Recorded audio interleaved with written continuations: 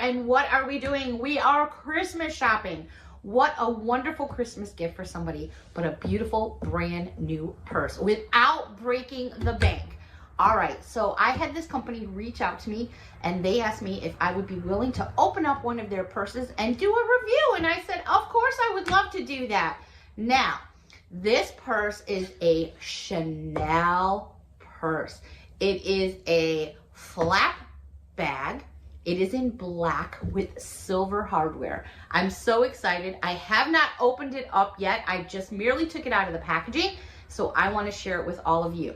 Now, I just want to point out, this is not a real Chanel. It is what you would consider to be a imitation, a duplicate, a knockoff. You call it whatever you would like.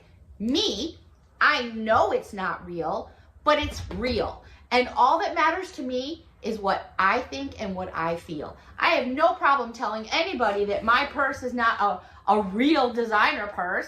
Who cares, right? What matters is what you like and what you want to wear. So when I am showing all these things to you, I am merely just letting you know that there's so many ways to spend your money out there, and you don't have to break the bank to have something that you like that is nice. And that's all that matters, is that you like it. All right, let's jump into this. I'm really excited. So this is a Chanel bag.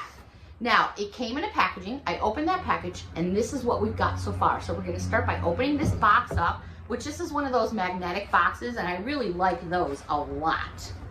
All right, ooh, here we go. So let's see what we have here. I love when a company takes the time to package their items nicely. That means everything to me. I've said many times over and over through the years, if you follow my channel, that presentation is everything. Every gift begins with a presentation. Everything begins with a presentation. Inside this beautiful box that you can restore the purse is this wonderful bag. I'm just gonna put this box over here for now. You have a gift bag. So if this is a gift for somebody, why not take it out and then put it in this beautiful bag that they supply for you with the name right on it? Can you imagine having something like this under your Christmas tree? Woohoo! I definitely would like it. All right, so you have these nice black string handles. There you have the name of the front and the back. Put some nice red and green tissue paper in there and put that under the tree. All right, I'm just gonna move the bag to the side for a moment. Let's get into what we got going on here. So this is a little bit smaller than the bags I've done in the past from other companies, which have been really big ones. So this should be quite different for me. So let's open up some of this packaging here. Love the fact that we've got so much packaging going on here. It is just key. Let's keep going here and see what we have. Oh my goodness. Okay, the first thing that I'm spotting here is a duffel bag. A duffel bag. A dust bag. But I keep my channel real here. That's what we're all about, real here. So it's not a duffel bag, it's a dust bag. Okay, inside, look at this dust bag. This itself, for storing, for just making sure it's kept pretty. How nice is this? Beautiful, right? Okay, so let's jump over to here real quick. Look at this. We've got this little pink, it's not little, but this pink bag. And inside here, this is way cool. Now, the company doesn't have to do this. This is what I'm talking about when I'm saying that it's all about your packaging. Look at this. We get, OMG. First of all, here is all the receipt information regarding the purchase of the handbag. But again, it was gifted to me by this company. We then have this Chanel envelope. Look at this. Wow. Inside this envelope, you get this beautiful card that you would just fold in half here. It's got Chanel written on the inside. Then they give you this beautiful flower that's got a little sticky tab on the back to put that onto there. And then to top it off, they give you this wonderful amount of ribbon that says Chanel. I don't have to go to the store and buy any wrapping paper or bows because everything is here for me. The bag, I mean, the only other thing they could have done if they wanted to was pop a piece of tissue paper in there, but by all means, they have gone above and beyond, in my opinion. All right, let's get into the good stuff. The bag. Oh my gosh. First of all, look at how beautiful that fits in my hand there. Perfect. Let's open this up. And then right there, look at that beautiful, beautiful lady there with that beautiful hat. All right, let's open this up. You're going to see exactly what I'm seeing here because that's what this is about. I don't want to take off all the stuff and then show it to you because I want you to see what you get. Oh my, now isn't that beautiful? You've got a nice little pocket here on the back for a cell phone or just some notes or a stick of gum. All right, let's get into this. So you have this silver, everything is coated in plastic so you've got nothing to scratch. You're gonna turn the knob and it's gonna open right up here. Oh my, look at this. Wonderful protective covering, love it, love it, love it. Let's get into the inside here. We've got some more protective covering. The inside of this bag is done in a, I want to say almost like a berry, but like a dark brownish berry.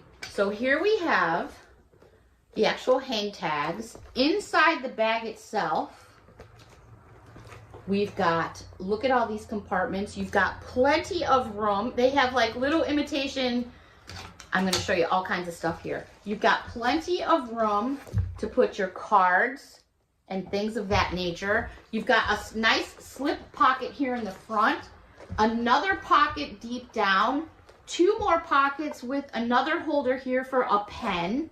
Then you have this which folds down over and snaps, which is nice protection. And then you pop the top down, twist it, and there you go. So let's get into the handles here. Now, I do have some scissors with me. We're going to take this all apart here carefully. Again, I don't want to do this all ahead of time because I want you to see what it's going to look like for you because that's important to me. Okay, now look at how they've taken the time to individually wrap each braided handle. Is that just, to me, that speaks volumes. So now we've got, oh, I love the way this slides through here. Look at that. I'm going to open up a piece of this chain just so you can see that it is black in color with silver. And there you have it. Oh my goodness. So you could do this over your shoulder. You could do this in so many different ways. Depending on how you wanted to change this up, you could go long ways and do like a crossbody. There is so much going on here. Oh my goodness. Again, we've got this pocket in the back. Perfect. I don't happen to have anything with me, but pretend this was just something I needed to put in there just so you can get an idea for measurement wise. Oops. Perfect. There you go. Something, you know, obviously you would maybe not so big, but you could do something a little bit smaller. Pop it right in there on the side. A debit card or a credit card. I love the fact that this has a sliding handle. I love the fact of this design here and the print. See how it's done and stitched? Absolutely gorgeous. You don't have it too thick. This is a nice, I would say in my opinion, small to medium sized bag. I definitely. This is the factory tag, otherwise known as the manufacturer's tag. So this tag should be a little white square tag on the inside of the product bag, and it will be unique to show the 3 numbers of the factory where the bag was made. So you can trail that back, that history. And we'll just take a look at the bags that I have. And another thing to note though also is that some counterfeiters will also have that little white tag in there, so don't use that as the sole thing to authenticate your product bag. Remember, let's go through the whole checklist.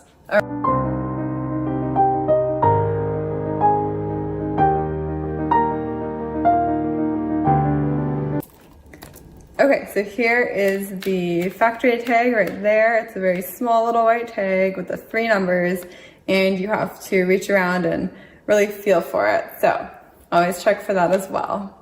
There's the footage of finding that little factory tag as well. So those both have the factory tags, and let's move on.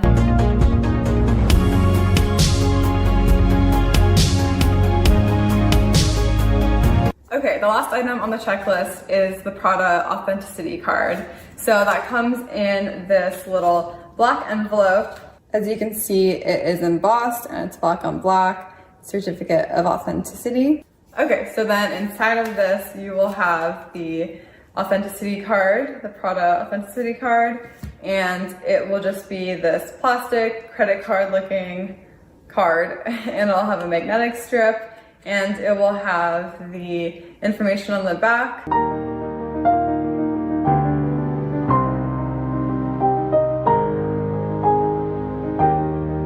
So that information will authenticate the bag, and it also is to note that people who counterfeit the bags will also include an authenticity card. I want to make sure, you know, that the logo is also correct, what we talked about earlier, and everything, but they might just put some random numbers on the back.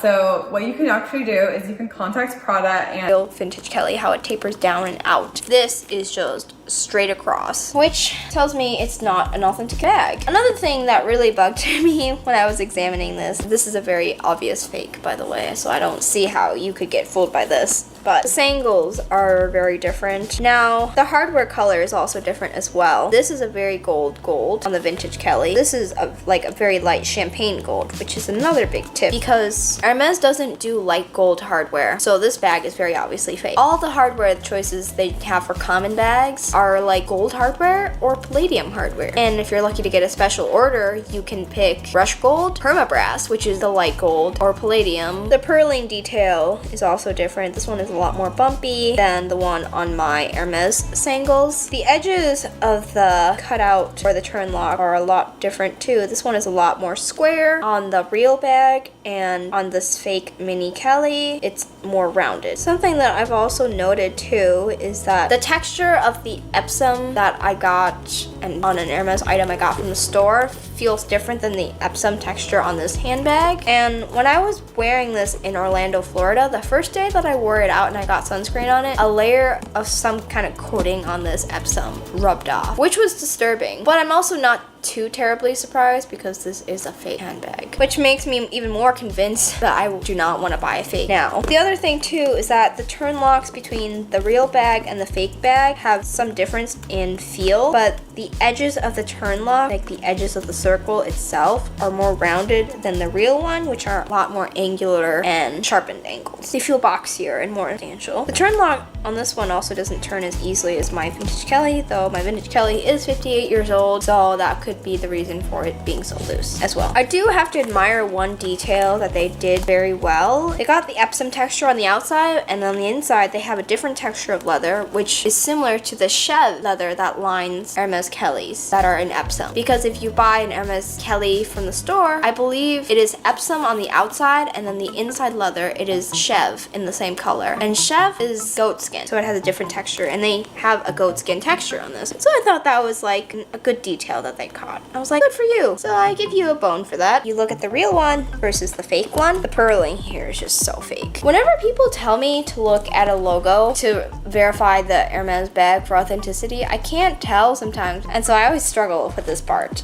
So I wouldn't rely on this alone when verifying, but it is a really big factor because it is hard to get a font perfectly right, especially when there's so many subtleties. Because if you've ever written a Word document and tried to pick a different font, you know how many different font types there are out there. So same with this. There could be minute differences in the fake that you don't detect. If you see any like quality issues with the bag itself, you know immediately that that could be a fake. And what I mean is, like, for example, this hardware has a little bit of rust and the gold has chipped off in the corner of it. Another thing that really truly alarmed me with this bag was, and I'm talking about the fake one, is that this bottom edge is just one single piece of leather.